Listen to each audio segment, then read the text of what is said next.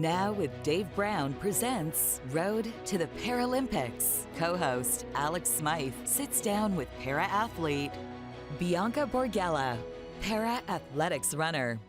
Bianca, thank you so much for joining me today. Oh, I'm glad to be here. Thank you for having me. So for someone who doesn't know, could you maybe describe your sport and more specifically your discipline?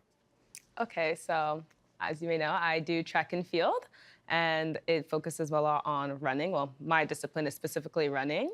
There is field events, but I haven't done a field event in many years, so I'm more focused on the track, which I do 100, 200, and sometimes the 400 meters. And in my specific category is T13, which is visually impaired. And so how, because you run in different kind of distances and in different races for that, how do you kind of prepare or shift your preparation when you're trying to get set to race in a 100 versus a 200 to potentially a 400? Well, in a 100, my preparation's a lot different from the two, because in the one, it's just a straight line. So I'm like, Bianca, just run fast. Get out the blocks really hard, really focus on that drive phase, because if you mess up on the blocks, the race is already over by then, because it's such a short event that one slight mistake can cost you the whole race. In the 200, I have a bit more time to, if I do mess up on the blocks, I can always make up for it in the last 100 meters, because it's a 200, so there's a lot more room to improve and fix any slight mistakes. But for that one, the preparation's more whip off the curve, make sure it's clean, and run everyone down if you're not in the lead. And in the 400 is really a mental game because it's a full-on sprint, but it's very strategic. So it's like you want to get out hard, but really maintain. And in the last 100, it's really trying to survive, in my opinion. Like, someone may say it a lot different, but for me, after the first 300, the last 100 is really me trying to see if I could finish the race as fast as I can.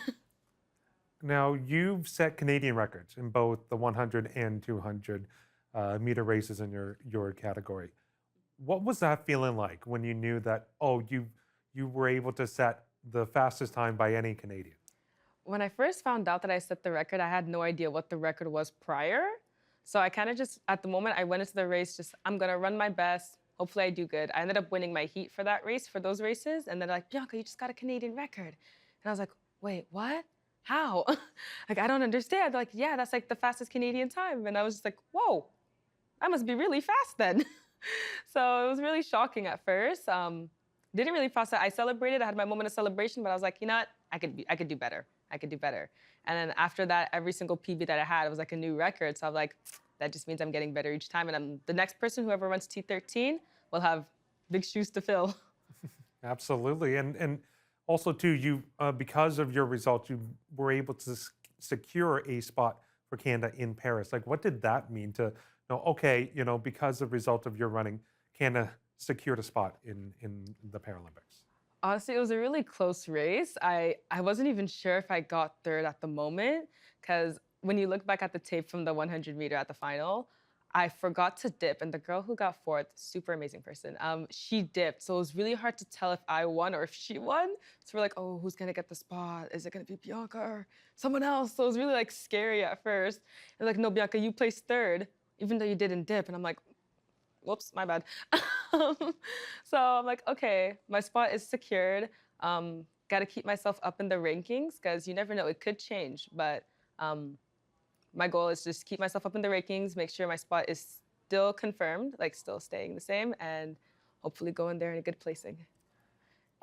For yourself, running is always been described as a slow improvement sport. It can be hard to really get those monumental kind of gains and improvements. How do you kind of feel when you are working, trying to push yourself to get to that next level, to get to that next, and to just shave off even fractions of a second from your races? No, like you said, running is super slow. Any small PB, even if it's by 0.001, it's important to us, because that just means we're getting a bit faster each time. So even this year, during the month of January between March, I've recently done the 60 meter, and I PB'd from 0.67 to 0.66 to 0.65. It may not seem like a lot to someone who doesn't do track, but it means a lot to someone who does do track, because it's that 0.01 is basically like 100 meters. Like it's a lot to us. So it means a lot, even just PBing and like seeing the slow like progression, because it's like these runs that will take us forever to get these times. So it's important to us. And away from the track too, you are also keeping busy. You're in school. You're working towards neuroscience and cell biology. Like, why were those disciplines something that really interests you? At first, I actually was going to go into conflict studies and human rights, but then I realized I can't defend myself and I would not be the best lawyer for anyone. So I was like, okay, what is something that I really enjoy and that I want to do? And I'm like, okay, definitely the sciences, because I remember when I was younger, I told my mom, I want to become an ophthalmologist. I want to find a cure to eye disorders. I want to like be able to like fix them, like, or like just like maintain people's visions, because I came like being born, I was born with no vision at all. So it's like, I did not know, like, I could not imagine someone being born with 20/20 vision and one day just waking up and being completely blind. So I want to be able to like help people in that way. And that's kind of why I chose this program. Well, it seems like regardless of what you're in, you have a drive, you have a determination. You're trying to attack these different things, whether it's on the track, whether it's in school, and just with your personality. Like, where does that drive? Where does that kind of determination come from?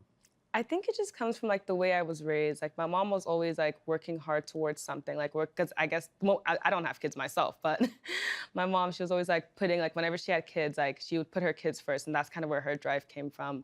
And me, like my drive to become like an ophthalmologist came from my brother, because when I found out he also had a visual impairment, I was like, I want you, like his is a bit different from mine. So I'm like, I want to make sure that you don't lose your vision, because I couldn't imagine how it would feel to like not be able to see anymore, like to see like your mom's face or anything. So I'm like, that's kind of where my drive to become an ophthalmologist came from. And for track, well, making my mom proud, because she's been supporting me throughout my whole journey, and she's been pushing me to do track more than anyone. So doing track is to kind of show her that all that efforts that she put in wasn't for nothing.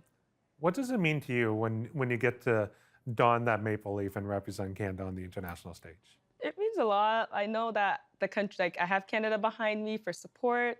Like they're always gonna be there, and just being able to like represent and do my best, for them is truly an honor. So I know you're working towards your first Paralympics. What would it mean to be able to have that first moment where you do get to walk out there and you get to hear your name for the first time at the Paralympics? It'd mean the world. Like I'd be in the moment. I feel like I'd be in shock. Like, wow, I'm here. So I feel like walking out onto that track, hearing Bianca Borgella from Canada, I'm gonna have a moment of, yeah, I made it, type of feeling, and everyone just watch. I'm about to do something crazy. Bianca, thank you. This has been phenomenal. Oh, thank you for having me.